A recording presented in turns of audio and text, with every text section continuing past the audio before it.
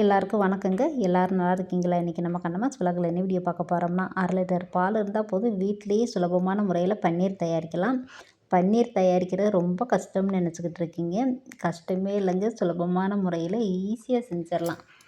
1/2 litre பால் நாட்டு மாடு பசும்பால் எடுத்திருக்கேன். நீங்கள் எந்த பாலாக இருந்தாலும் கிரீம் உள்ள பாலாக எடுத்துக்கோங்க. இப்போ ஒரு பாத்திரத்தை வச்சு தண்ணி ஊற்றிக்கிடலாம். தண்ணி ஊற்றி நம்ம பால் பாக்கெட் கட் பண்ணி ஊற்றும்போது அடி பிடிக்காதுங்க. நம்ம டைரெக்டாக ஊற்றினோம்னா இந்த க்ரீமியோடு இருக்கிறதுனால அடி பிடிக்கும். அதனால தான் இந்த மாதிரி தண்ணி ஊற்றுறது. பால் பார்க்கும்போதே நல்லா கெட்டியாக இருக்குது பாருங்கள், அவ்வளோ அருமையாக இருந்துச்சு. இப்போ எலுமிச்சை பழத்தை கட் பண்ணி நம்ம புழிஞ்சு எடுத்துக்கலாம். சாறு தனியாக, பால் அங்கே காஞ்சிக்கிட்டு இருக்குது. காயறதுக்குள்ளே நம்ம இதை ரெடி பண்ணி வச்சாச்சுன்னா பொங்கி வரமே நம்ம கொஞ்சம் கொஞ்சமாக ஊற்றி கிண்ட வேண்டியது தான். நம்ம டைரெக்டாக எலுமிச்சம்பழ சாறை மட்டும் ஊற்றக்கூடாது, கொஞ்சம் தண்ணியும் சேர்க்கணும். இப்போ தண்ணி கொஞ்சம் சேர்த்துக்கரலாம். கலந்து வச்சாச்சுங்க. இப்போ பாலும் பொங்கி வரப்போகுது. இப்படி அப்படியே இடையில கரண்டி வச்சு அப்படியே கலந்து விட்டுக்கிட்டே இருங்க. கிண்டி விட்டால் கீழே அடி பிடிக்காமல் இருக்கும்.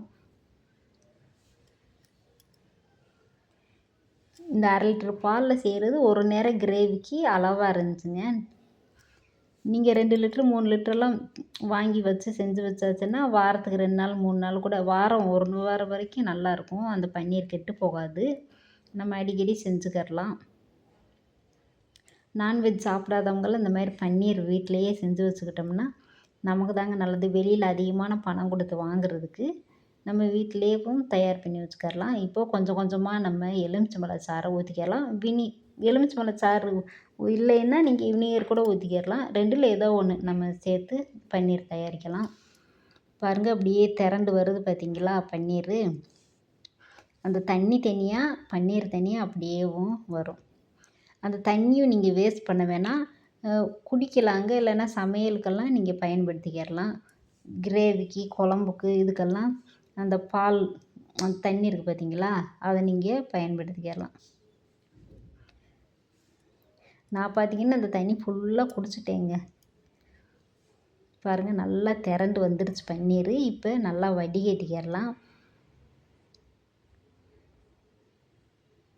1/2 லிட்டருக்கு இவ்வளோ வந்திருக்குங்க நமக்கு. நம்ம வெளியிலலாம் அதிகமான பணம் கொடுத்து தான் நம்ம பன்னீரெல்லாம் வாங்கி நம்ம சாப்பிட்றோம். நம்ம வீட்டிலையே செய்கிறது நமக்கு தாங்க லாபம். நம்ம வீட்டில் இருக்கிற பெண்கள் பார்த்திங்கன்னா எதை நம்ம சிக்கனமாக குடும்பம் நடத்தணுமோ அப்படி பண்ணோம்னா நமக்கு தான் நல்லது.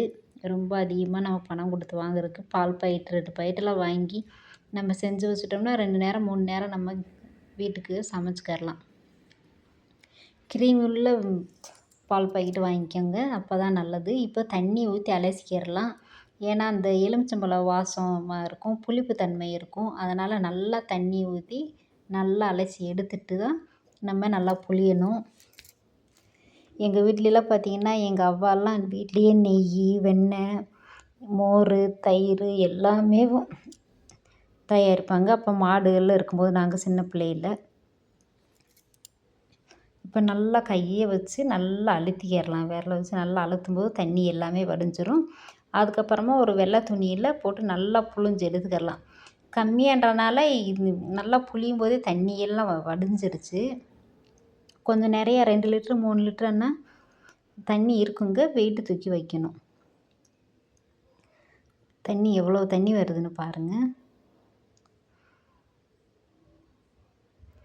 நல்லா அழுத்தி அப்படியே புழிஞ்சோம்னா தண்ணி ஃபுல்லாக வடிஞ்சிரும். நம்ம வீட்லேயே அருமையான நாட்டு மாடு பசும்பாலில் வச்சு பன்னீர் செஞ்சாச்சு. இப்போ வெயிட்டை தூக்கி வச்சு விட்டுறலாம். வெயிட் தூக்கி வச்சு விடும்போது நல்லா அப்படியே ஒரு ஷேப் கிடைக்கும் நம்ம கட் பண்ணுறதுக்கு எடுக்கிறதுக்கு. ஏற்கனவே நான் நல்லா புழிஞ்சிட்டேன், தண்ணி இருக்காது. இருந்தாலும் நம்ம கொஞ்சம் வச்சு விடலாமேன்னு வச்சு விட்டால் தண்ணியே இல்லைங்க. நல்லா அப்படியே கெட்டியாக வந்துடுச்சு. நல்லா ஒரு மணி நேரம் இருக்கட்டும். அதுக்கப்புறமா நம்ம எடுத்து பார்க்கும்போது பன்னீர் அருமையான நாட்டு மாடு பசும்பாலில் செஞ்ச பன்னீர் ரெடி ஆயிடுச்சு பாருங்கள். பார்க்கும்போதே நல்லா இருக்குது, கலர்ஃபுல்லாக ஒயிட் கலராக இருந்துச்சு. 1/2 லிட்டருக்கு நமக்கு இவ்வளோ கிடச்சிருக்கு. சாஃப்டாக இருந்துச்சுங்க.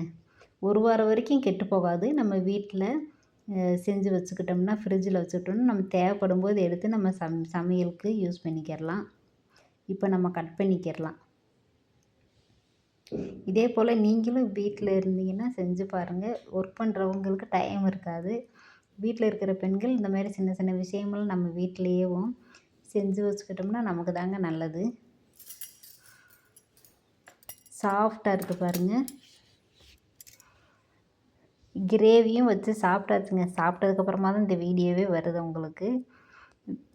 இப்போ நல்லா கட் பண்ணி ஒரு பாக்ஸில் போட்டு ஃப்ரிட்ஜில் வச்சுக்கிட்டோம்னா நல்லா நம்ம தேவைப்படும் போது எடுத்து ரோஸ்ட் பண்ணி சாப்பிட்லாம். நமக்கு எந்த மாதிரி வச்சு சாப்பிட்ணுமோ அந்த மாதிரி வச்சு சாப்பிட்டுக்கலாம். வீடியோ பிடிச்சிருந்துச்சுன்னா லைக்கு, ஷேர், கமெண்ட் பண்ணுங்கள். தொடர்ந்து நம்ம சேனலை சப்போர்ட் பண்ணிகிட்டே இருக்க நம்ம சொந்தங்கள் எல்லாருக்குமே ரொம்ப நன்றிங்க. நல்லா சாஃப்டாக இருக்குது பாருங்கள்.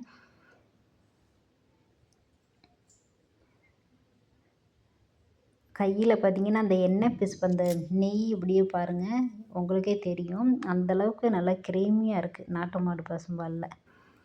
நம்ம இதே கடையில் அந்த மாதிரி பால் வாங்கும்போது இந்த மாதிரி இருக்காது. நீங்கள் வாங்கி வேணும்னா செக் பண்ணி பாருங்கள். கிரேவியும் அருமையாக இருந்துச்சு. வேறு லெவல் டேஸ்ட்டாக இருந்துச்சுங்க. வீடியோ பிடிச்சிருந்தா லைக், ஷேர், கமெண்ட் பண்ணுங்கள். தொடர்ந்து நம்ம சேனலை சப்போர்ட் பண்ணிகிட்டே இருக்க நம்ம சொந்தங்கள் எல்லாருக்குமே ரொம்ப நன்றிங்க. பாய்.